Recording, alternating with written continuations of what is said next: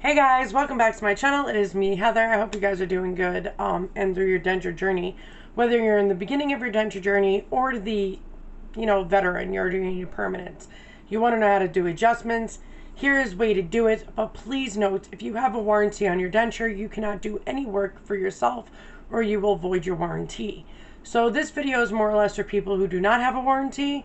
I know there's many people that say screw it and do it anyway with a warranty, but you break your denture. That's why I never recommend anybody use a Dremel, because there are easier, safer ways to do it. But just please know that you are voiding your warranty if you do your own work and if they find out, especially if you break it. So before I get started, guys, don't forget to subscribe if you like my videos, because I will be having so many people ask me how to do denture fit with the bottom denture. It's the same thing with the top, but I'll be doing that video to show you guys that it is exactly the same way. There's no difference. But if you guys like my channel, don't forget to subscribe, hit the bell button down below, and click that bell button, guys. You got to click all, or you'll miss all my notifications. You'll miss all my videos, because so many people are like, well, did you do a video? Did you do a video? And I'm like, yeah, I actually just did it. I'm like, if you subscribe, click the bell, click all, you'll get all my notifications of when I go live, when I have giveaways. Like, I hide giveaways all over the place, guys. So the people who watch me normally get in on them. I literally do them every week. So don't forget to do that, guys. But I'm going to show you how to do a bottom adjustment.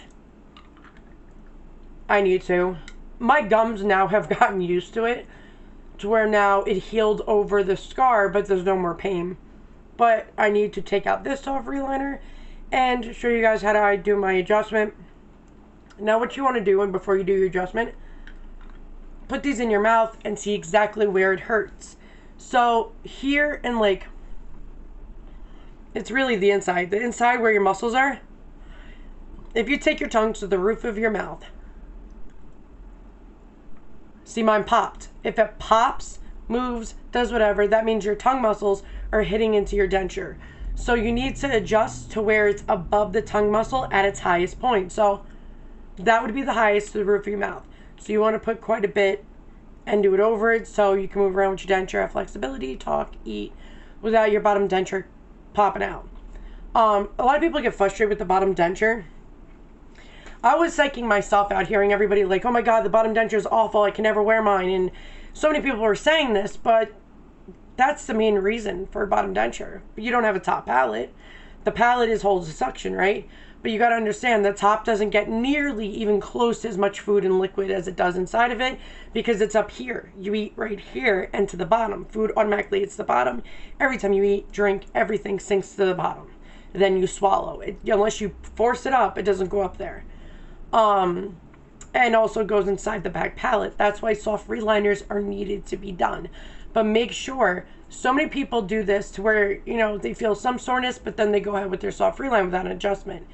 But a soft reline now adds a little bit of height, a little bit of force. Downward already hurt to begin with. And then you have to take out the soft reline and do the adjustment, then do the new soft reline.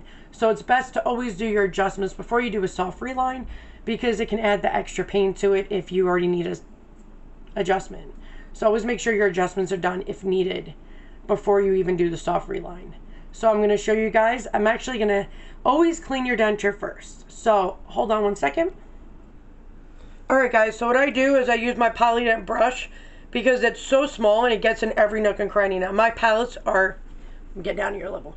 My palates are super deep and my trough is super deep. So I need something small enough to get into its crevice. And when I found this amazing brush, it has gotten into every little crevice that I needed to get into. But before you guys do your soft relines, if you do them on your own, which by the way, do not do a soft reline if you have a warranty, unless your dentist is doing it. You do it yourself without your dentist's permission, he will void your warranty. So if you have a warranty, you're pretty much locked down on just them doing the work. And it's kind of a downfall, because if people's warranties are only 2 soft relines with their immediates, when really you should have the minimum of 6 soft relines done for the year, it kind of totally sucks and it screws you over in many ways. So what you do is you clean your denture before you do anything. Always, because what you eat could be like slimy, could be anything, and it can make it slide where you end up breaking your denture. Which you want to prevent that. People are going to ask me what I'm using right now. I use the Dr. Beats Clean It and Paste. You can use, this is the only denture cleaning product you can use in your mouth and denture. There is no other denture cleaning product. No denture paste like Fresh and Bright you can't use in your mouth. Only Dr. B's Cleaning Dent paste you can use in your mouth and denture. No other denture cleaning product. That's like one of the most common questions I get. And I'm like, nope, still the only thing. The only thing means the only thing. So there is no, what about this one? Because only Dr. B's can do that. So while I'm doing this and showing you guys me cleaning my denture before I do my adjustment, I get in every nook and cranny. You know, when we have real teeth, they tell you to go in circular motions. Well, that doesn't matter here. So I go up and down because it acts as floss. Since we cannot floss our dentures, our food still gets stuck inside of our teeth. So I go sideways to make sure I get some of the plaque out and behind the teeth. I love the way this stuff bubbles up though. It gets nice and clean. But I always go up and down and get, these bristles are like different angles. As you can see, the top, and then it sloops down. So you can literally act this as floss to get in every nook and cranny. We still get plaque and tartar on our denture. A lot of people, I don't know why people have the misconception that we don't get plaque and tartar and bad stuff in our mouth. We actually get more bad bacteria in our mouth because you're not cleaning it as much. So many people do not clean their denture twice a day. They do it once a day, or they do it every other day, which is kind of gross, but you get a lot of bacteria in your denture. And food gets stuck, especially in your soft free lines. And if you don't clean your denture out well, it goes inside your soft free line, and now you have mold and mildew in your soft free line, and in severe cases, it gets into your denture. So you definitely want to make sure that it's super clean, and you want to get in every spot and section, because it totally makes a difference. You got to clean your denture, guys. It is important for your health. It's important for everything. So I'm just trying to get all the soap stuff off, clean it, good to go. Then you want to take a paper towel and dry your denture. Put my brush right there for right now. So what I use to do an adjustment is I use a normal nail file. A normal nail file, I'm going to take some of my soft free liner out right now because I'm going to redo it anyway. A normal nail file is safer than a Dremel. It is gently, you can take off just a little bit. A Dremel can end up taking off too much, and now you can lose suction for your top. You can have no more bottom wall anymore. It can be a mess. And you can break it if it's dried out. Not dried out, you can just hit the wrong spot and it will shatter it. So I will always tell you, if you want to use a Dremel, only have your dentist use a Dremel. Because if they break it, it's on them. So I'm going to make sure my, see how I do my soft free lines is I put it over the wall, like you really should, but it goes over the wall because then it protects it and makes it softer and more comfortable.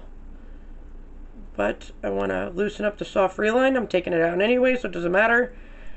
Never do adjustments with your soft free liner in because it blocks the spot. You want to only do it without the soft free line first. So adjustments come first before soft free line. I'm going to go get my trusty tweezers. I'll be right back. Okay, so like I tell everybody, of course the light's going to get in the way. So like I tell everybody, when you do you take your soft free liner out, denture fit's easy to take out. But when you're doing, mine's like not ready to come out, but I have to do adjustments, so it's got to come out. So many people ask how the hell do they get it out. Reline it is very hard to get out. It's kind of like a dentist soft reline. It tastes like acetone. It's actually quite gross. I prefer to use denture fit only. So now I'm just taking it off the sides so I could do my adjustments before I fully take it out. So I'm just breaking it up really right now. Make sure I get all the spots I want. So you want to make sure when you do your adjustment, always do adjustments before your soft reline, guys. Always. I gotta move this camera, the light's in the way. Always do that, because if you don't, then you'll have to redo your soft reline regardless, because you did not do the adjustment first and you ignored it. So many people ignore it and be like, oh, soft reline will make it better. It actually give it more height and it makes it more tighter, so then it'll hurt even more. So always make sure you do an adjustment first. And even if you don't feel pain, press down on your denture, because with the soft reline it'll be correctly fitted. And you want to make sure it's correct. Okay, so that's more than enough soft reline out. So, like I said, just use normal I'm actually going to bring this up because you guys are way lower than me. Hello. So you just use a basic nail file and you go where you are. So my denture was here, so I got a file all in here and go with the height. So like I said, normal, you can use even the small ones. The brown emery boards. And then what's cool about this, when you do your own adjustment with a nail file, you just take a smidge off, put it in your mouth and be like, oh man, that feels so much better. You don't even have to take a lot off. That's what makes it easier with a nail file. When you do it with a nail file, you control exactly how much you come off. If you do a Dremel, you could take off too much and then you're kind of screwed. Getting in this part's a pain in the ass, but it's gotta be done.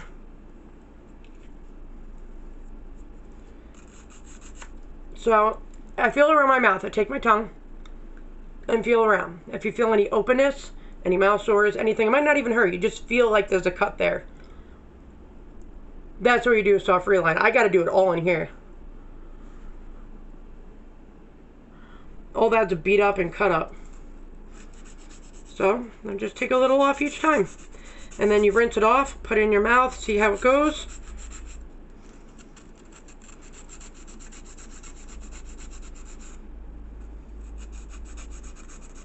So I'm going to rinse it off.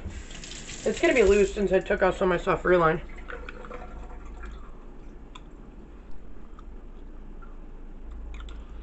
Right over there. If you hold on to your denture when you put your tongue to the roof of your mouth, it'll, when it hits it, you'll be like, oh, right there, it needs to be done. So you just take a nail file to wherever you need to go, guys. Remember, when you do adjustments, whether it's a dentist or you, it should never, ever be inside the trough. So many dentists do that when people ask for adjustments, and that annoys me because we have gum shrinkage. They're loosening your denture when they do inside of here. It's not what you want. It's the denture wall only. So dentists, if you ever watch my video, there's no reason to do it in here, none at all. Our gums shrink, and we don't need our denture bigger than it already is. So it's literally just the outer perimeter of the denture wall, and you go from there. Because even I've been to the dentist before, I'm like, dude, that's not where you do an adjustment. I'm like, you're making it looser. I'm like, I just need the denture wall done, because the denture wall is what's digging in, not the denture inside trough. It's as gums shrink, the denture goes down, and it's the perimeter of the denture that digs inside of us, not the trough where our gums are. And like I tell people, when people are like, oh, my denture's too tight, I'm like, be happy. Because in about a week or a few days, it will be super loose. Because gum shrinkage is a pain in the butt. But that is so easy on how to do adjustments, guys, on your own. Do not do a Dremel, please. I've seen so many people in the last almost 3 years totally mess up their denture just by using a Dremel, even if they were experts at it. They still did it because if you hit one wrong area, it's cut and it's ruined. And I constantly tell people, you guys have to be careful. You can think you're so amazing at something, even I wouldn't even do that, and I know how to use a Dremel. I do my own nails. I know how to use a Dremel. But you got to be careful. So the only safer way to do it is with a nail file, and you don't have to take too much off either. You only have to take off a little bit. You take a little bit off at a time, you do it right, and that's how it works. Pop it in. Beautiful space. So I am good to go. Hope this video has helped you guys, and don't forget, simple nail files. Go to the cosmetics section. Any nail file will work, even the small emery boards that'll fit right inside of the palm part of the frenulum. Those are very helpful for that area.